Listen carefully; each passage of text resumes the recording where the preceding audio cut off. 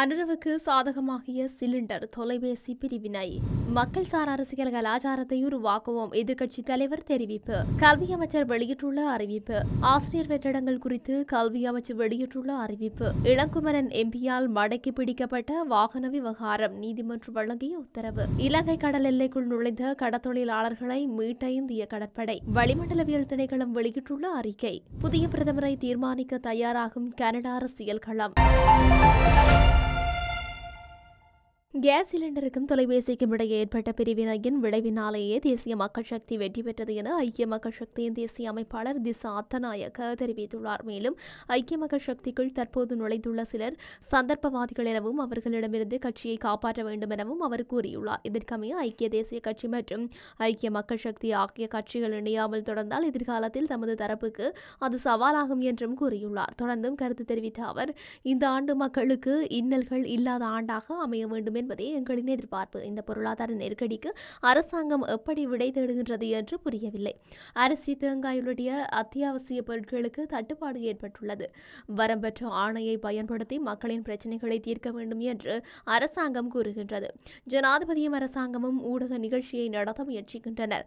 சில அமைச்சர்கள் ஊடகங்களை தவிர்க்கின்றனர். வரலாற்றை குறை சொல்வதில் அர்த்தமில்லை. ஜனாதிபதியின் சீன விஜயம் குறித்து பேசப்படுகின்றது. ஐக்கிய தேசிய கட்சியும் வெவ்வேறு பாதைகளில் சென்றால் அடுத்த தேர்தலில் வெற்றி பெறுவது மிகவும் கடினமாக அமையும் என்றார். வரும் கோஷங்களுக்கு சுருங்கி போகாது புதிய அரசியல் கலாச்சாரத்துக்காக அர்ப்பணிப்போடு செயல்படுவோம் என எதிர்க்கட்சித் தலைவர் சஜித் பிரேமதாச தெரிவித்துள்ளார். நேற்று இடம்பெற்ற நாடாளுமன்ற அமர்வில் உரையாற்றுகையிலேயே அவர் இவ்வாறு குறிப்பிட்டுள்ளார். அவர் மேலும் மக்களின் இறையாண்மையை பாதுகாப்பதில் பிரதிநிதித்துவ ஜனநாயகத்தின் கேந்திர ஸ்தானமாக இந்த உயரிய நாடாளுமன்றத்திற்கு வழங்கப்பட்டுள்ள பொறுப்பு தனித்துவமானது ஒன்றாகும். வெறும் கோஷங்களுக்கு சுருங்கி போகாது புதிய அரசியல் கலாச்சாரத்தினூடாக மக்களின் எதிர்பார்ப்புகளும் நம்பிக்கைகளும் நிறைவேற்றப்படும். மக்கள் சார் அரசியல் கலாச்சாரத்தை உருவாக்க நாடாளுமன்றத்தில் உள்ள அனைவரும் அர்ப்பணிப்புடன் செயல்பட வேண்டும். அதேவேளை சபாநாயகர் தலைமையிலான அனைத்து நாடாளுமன்ற உறுப்பினர்களுக்கும் செயலாளர் நாயகம் தலைமையிலான அனைத்து நாடாளுமன்ற ஊழியர்களுக்கும் புத்தாண்டு நல்வாழ்த்துக்களை தெரிவித்துக் கொள்கின்றேன். அர்ப்பணிப்புடன் செயல்படக்கூடிய ஒரு வருடமாக அமைய வாழ்த்துக்கள் என குறிப்பிட்டுள்ளார். அரைகுறையாக நிர்மாண பணிகள் மேற்கொள்ளப்பட்டுள்ள அனைத்து பாடசாலைகளும் முழுமைப்படுத்தப்படும் என கல்வி அமைச்சரும் பிரதமருமான ஹரணி அமரசூரிய தெரிவித்துள்ளார். நாடாளுமன்றத்தில் நேற்று வாய்மூல விடைக்கான கேள்வி நேரத்தின் போது எதிர்க்கட்சி உறுப்பினர் அஜித் பி பெரேரா எழுப்பிய கேள்விக்கு பதிலளிக்கும் போதே இவ்வாறு தெரிவித்துள்ளார். இது தொடர்பில் அவர் மேலும் தெரிவிக்கையில், நல்லாட்சி அரசாங்கத்தின் மூலம் ஆரம்பிக்கப்பட்ட அருகில் உள்ள பாடசாலை சிறந்த பாடசாலை. கருத்திட்டத்தின் கீழ் அரைகுறையாக நிர்மாணிக்கப்பட்டுள்ள பாடசாலை கட்டடங்கள் அனைத்தையும் நிறைவு செய்ய நடவடிக்கை எடுக்கப்படும். அரசாங்கத்தின் திட்டத்தின்படி 3 கிலோமீட்டர் எல்லைக்குள் அனைத்து மாணவர்களும் சென்று கல்வி கற்கக்கூடிய ஆரம்ப பாடசாலைகளை உருவாக்குவது நமது நோக்கமாகும். அதுபோன்ற பல பாடசாலைகளை இணைத்து முழுமையான அனைத்து வசதிகளையும் கொண்ட பாடசாலைகளை உருவாக்கவும் திட்டமிடப்பட்டுள்ளது. அந்த வகையில் நாம் அவற்றை ஆரம்பத்திலிருந்தே மேற்கொள்வதற்கு எதிர்பார்க்கவில்லை. அவ்வாறான அனைத்து பாடசாலைகளும் மீளாய்வு செய்யப்பட்டு 80% அல்லது 90% நிர்மாண பணிகள் நிறைவடைந்துள்ள பாடசாலைகளுக்கு முன்னுரிமை அளிக்கப்பட்டு அந்த கட்டணங்களுக்கான நிர்மாண பணிகளை நிறைவு செய்வதற்கு நடவடிக்கை எடுக்கப்படும். அருகிலுள்ள பாடசாலை சிறந்த பாடசாலை. கருத்திட்டத்தின் மூலம் நிர்மாணிக்கப்பட்ட பல பாடசாலைகளின் நிர்மாண பணிகள் 50%, 75% இடையில் கைவிடப்பட்ட நிலையில் காணப்படுகின்றன. மேற்படி திட்டத்தின் கீழ் தெரிவு செய்யப்பட்ட பாடசாலைகள் தொடர்பான மீளாய்வு நடவடிக்கைகள் தற்போது முன்னெடுக்கப்பட்டு வருகின்றன என கூறியுள்ளார். பாடசாலைகளில் நிலவும் ஆசிரியர் வெற்றிடங்கள் தொடர்பில் கல்வி அமைச்சு அறிவிப்பொன்றை வெளியிட்டுள்ளது. இதன்படி நாடளாவிய ரீதியில் அரசு பாடசாலைகளில் சுமார் 30,000 ஆசிரியர் வெற்றிடங்கள் காணப்படுவதாக கல்வி அமைச்சு தெரிவித்துள்ளது.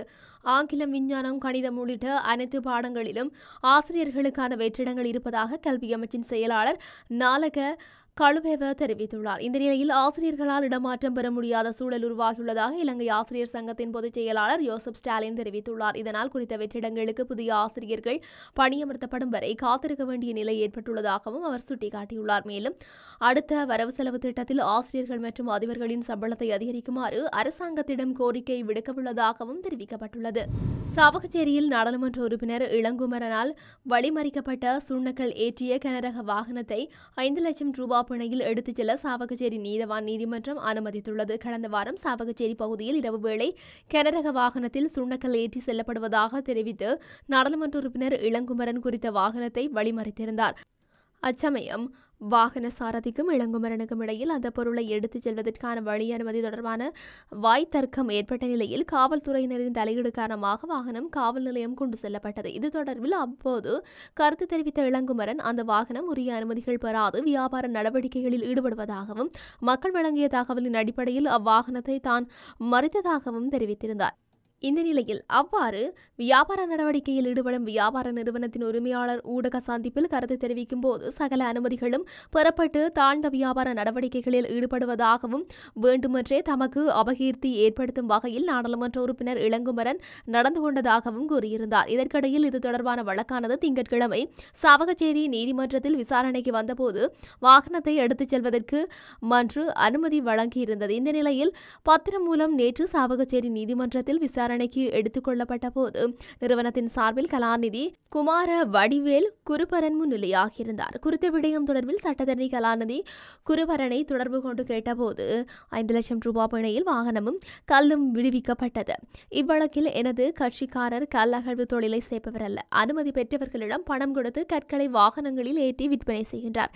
2009ஆம் ஆண்டு 28ஆம் சட்டம் இன்னும் திருத்தப்படவில்லை. 1993 தொடக்கம் 2023 ஒழுங்கு விதிகள் யார் அனுமதி பெற வேண்டும் என தெளிவாக கூறுகின்றது. அதனை விடுத்து அனுமதிகள் என கூறப்படும் விடயங்கள் எந்த சட்டத்தில் இருக்கின்றது, யாரிடம் பெற வேண்டும் என கூறினால் அதனையும் பெற தயாராக இருக்கின்றோம் என மன்றுக்கு தெரிவித்தேன். அதனை விடுத்து இலங்கை அரசியலமைப்பு சட்டங்களில் திருத்தங்களை கொண்டு வராமல் அரசு அதிகாரிகளினால் எழுதப்படும் கடிதங்கள் சட்டமாக கொள்ள முடியாது. நாடாளுமன்ற உறுப்பினர் இளங்குமரன் ஊடகங்களுக்கு தெரிவித்த பகுதியில் எனது கட்சிக்காரர் கற்களை பெறவில்லை.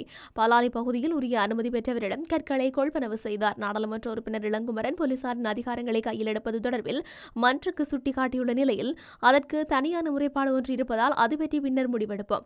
போலீசார் குழப்பகரமான சூழ்நிலை இருந்தபடியால் போலீஸ் நிலையம் கொண்டு சென்றுள்ளனர். குறித்த வழக்கில் சந்தேக நபர் பெயர் குறிப்பிடாமை தொடர்பில் மன்றுக்கு தெரியப்படுத்தினேன். அது மட்டுமல்லாது 2 நீதிமன்றங்களில் சுண்ணக்கல் எடுத்துச் செல்வது தொடர்பில் நீதிமன்றங்கள் வழங்கிய கட்டளைகளை முழுமையாக மன்றில் சமர்ப்பித்தோம். சமர்ப்பணங்களை ஆராய்ந்த மன்று 5 லட்சம் ரூபாய் பெறுமதியான பிணையில் வாகனத்தையும் கல்லையும் விடுவித்ததுடன் எதிர்வரும் 5ஆம் தேதிக்கு வழக்கு தவணை இடப்பட்டது என்றார். இலங்கை கடல் எல்லைக்குள் நுழைந்த 9 கடற்தொழிலாளர்கள் மீட்கப்பட்டு இன்று நாகப்பட்டினத்திற்கு அழைத்துச் செல்லப்பட்டதாக இந்திய கடற்படை தெரிவித்துள்ளது. தமது கடற்தொழில் படகின் இயந்திரம் செயலிழந்ததால் இலங்கை கடல் எல்லைக்குள் சென்ற கடற்தொழிலாளர்களே மீட்கப்பட்டு நாகப்பட்டினத்தில் உள்ள அக்கரைப்பேட்டை மீன்பிடி துறைமுகத்திற்கு திருப்பி அனுப்பப்பட்டனர். இந்த படகு கடந்த 29ஆம் தேதியன்று கடலுக்கு தொழிலுக்காக சென்ற நிலையில் டிசம்பர் 30ஆம் தேதியன்று நாகப்பட்டினத்திலிருந்து கிழக்கே 145 கடல் மைல் தொலைவில் மீன்பிடித்துக் கொண்டிருந்த போது படகின் இயந்திரத்தில் தொழில்நுட்ப கோளாறு ஏற்பட்டது. இந்த நிலையில் காற்றுடன் படகு மிதந்து முல்லைத்தீவு அருகே இலங்கை கடல் எல்லைக்குள் நுழைந்தது. இதனையடுத்து அவர்களின் பாதுகாப்பை உறுதி செய்வதற்கான முயற்சிகளை ஒருங்கிணைத்து இந்திய கடலோர காவல்படையினர் இந்த சம்பவங்கள் குறித்து இலங்கை கடற்படையினருக்கு தகவல் அளித்தனர். இதன்போது மனிதாபிமான அடிப்படையில் இலங்கை கடற்படை குறித்த கடற்தொழிலாளர்களை சர்வதேச கடல் எல்லையை அடைய உதவியுள்ளதாக இந்திய கடற்படை தெரிவித்துள்ளது. காலநிலை மாற்றம் தொடர்பில் வளிமண்டலவியல் திணைக்களம் அறிக்கையொன்றை வெளியிட்டுள்ளது. இதற்கமைய நாட்டின் சில பகுதிகளில் இன்று மாலை அல்லது இரவு வேளையில் மழை அல்லது இடியுடன் கூடிய மழை பெய்யக்கூடும் என வளிமண்டலவியல் திணைக்களம் எதிர்ப்பு கூறியுள்ளது. வடக்கு, வடமத்திய, கிழக்கு மற்றும் ஊவா மாகாணங்களிலும் மாத்தளை மாவட்டத்தின் சில பகுதிகளிலும் மழை பெய்யக்கூடும். அத்துடன் சப்ரகமுவ மாகாணத்திலும் காலி, மாத்தறை, கண்டி மற்றும் நுவரெலியா ஆகிய மாவட்டங்களின் சில பகுதிகளிலும் மாலை அல்லது இரவு வேளையில் மழை அல்லது இடியுடன் கூடிய மழை பெய்யக்கூடிய சாத்தியம் காணப்படுவதாக அந்த அறிக்கையில் தெரிவிக்கப்பட்டுள்ளது. கனடாவின் பிரதமர் பதவியில் இருந்து ஜஸ்டின் ட்ரூடோ விலகியதனைத் தொடர்ந்து அந்த பதவியை வகிக்கப் போகும் அடுத்த நபர் யார் என்ற எதிர்பார்ப்புகள் சர்வதேச மட்டத்தில் அதிகரித்துள்ளன. மேலும் அவரின் பதவி விலகல் என்பது அந்த நாட்டில் லிபரல் கட்சியினுடைய தலைமை பொறுப்புக்கான இடைவெளியையும் உருவாக்கியுள்ளது. கனடா நாடாளுமன்றம் பல மாதங்களாக செயல்படாமல் முடங்கியுள்ளது. இந்த நிலையில் மார்ச் 24ஆம் தேதி வரை நாடாளுமன்றம் ஒத்திவைக்கப்பட்டுள்ளதாக தெரிவிக்கப்படுகின்றது. இந்த நிலையில் மார்ச் 24ஆம் தேதிக்கு முன்னர் லிபரல் கட்சியினுடைய தலைமை பதவிக்கு ஒருவரை நியமிக்கும் கடப்பாட்டை அந்த கட்சி கொண்டுள்ளது. கனடாவில் அண்மை காலமாக ஜஸ்டின் ட்ரூடோவின் பொருளாதார நடவடிக்கைகளுக்கு கடும் எதிர்ப்பு கிளம்பியிருந்தது. மேலும் சொந்த கட்சியிலேயே அந்த எதிர்ப்பின் ஆரம்பம் மேலெழுந்தது. இந்த நிலையில் கனடாவின் புதிய பிரதமராக யார் தேர்வு செய்யப்பட உள்ளார் என்ற எதிர்பார்ப்பு தற்போது வெளிவர ஆரம்பித்துள்ளது. இதன்படி அந்த நாட்டின் முன்னாள் பாதுகாப்பு அமைச்சரும் தற்போதைய போக்குவரத்து மற்றும் உள்நாட்டு வர்த்தக அமைச்சருமான இந்திய வம்சாவளியைச் சேர்ந்த அனிதா ஆனந்தின் பெயர் பிரதமர் பதவிக்கு அடிபடுகின்றது. இவரது தந்தை ஆனந்த் தமிழ்நாட்டையும் தாய் சரோஜ் பஞ்சாப் மாநிலத்தையும் சேர்ந்தவர்கள் ஆவார்கள்.